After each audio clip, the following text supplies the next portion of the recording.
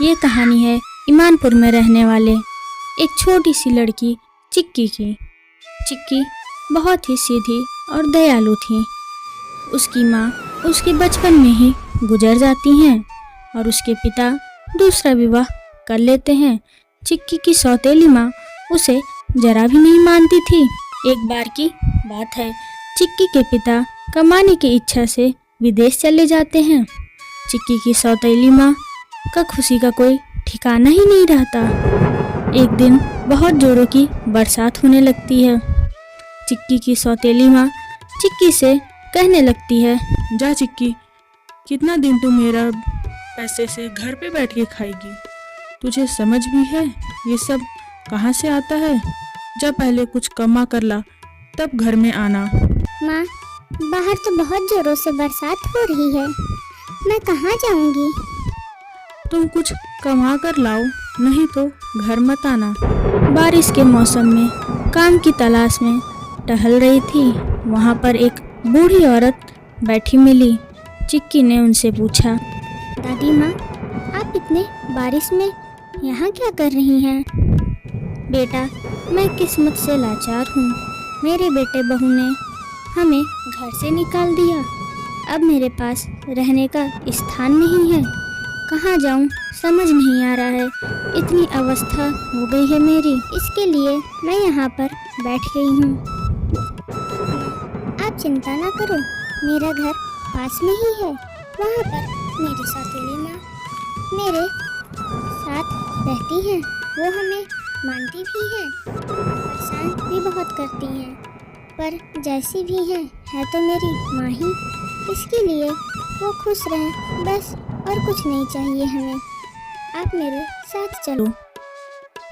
फिर वो दादी माँ और चिक्की घर पहुँच जाते हैं, जहाँ वो सौतेली माँ दादी को देखकर बोल पड़ती है, अरे ये किस बुढ़िया को यहाँ लेकर आ गई है? कुछ पैसे लाए हैं कि नहीं? बस मुंह ही उठा के चली आई। माँ, ये दादी माँ है। ये बारिश में भीग रही थी। इनके बहू बेटे ने इन्हें घर से निकाल दिया और बाहर बारिश में छोड़ दिया। मुझे कोई काम भी नहीं मिल रहा था और वहाँ पे ये दादी भी थी।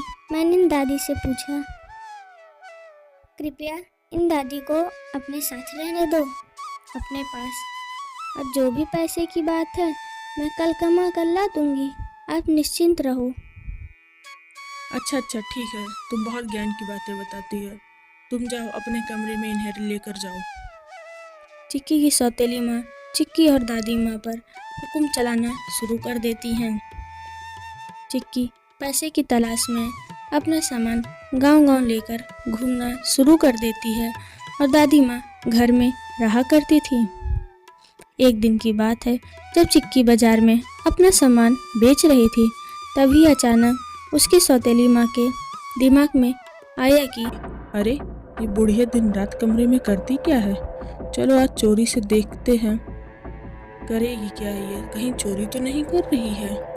उसके बाद चिक्की की सौतेली माँ ने दादी माँ को भेष बदलते देख लिया, जिससे वो चिल्ला उठी। चिक्की को यह जोर की आवाज़ सुनाई दे गई। उसने अपने घर आकर पूछा, माँ, क्या हुआ? तुम इतनी जोर से चिल्ला क्यों रही थी? तुम जिसे बुढ़िया कह रही हो वो कोई और है। सही में माँ? रुको, दादी से ही पूछती हूँ। उसके बाद चिक्की दादी माँ से पूछती है, माँ, आप कौन हैं और मेरे पास क्यों आई? तभी दादी माँ अपने असली रूप में आ जाती हैं और बोलती हैं, बेटा, मैं कोई बूढ़ी औरत नहीं हूँ, मैं एक ब्रह्मचर्य स्त्री हूँ।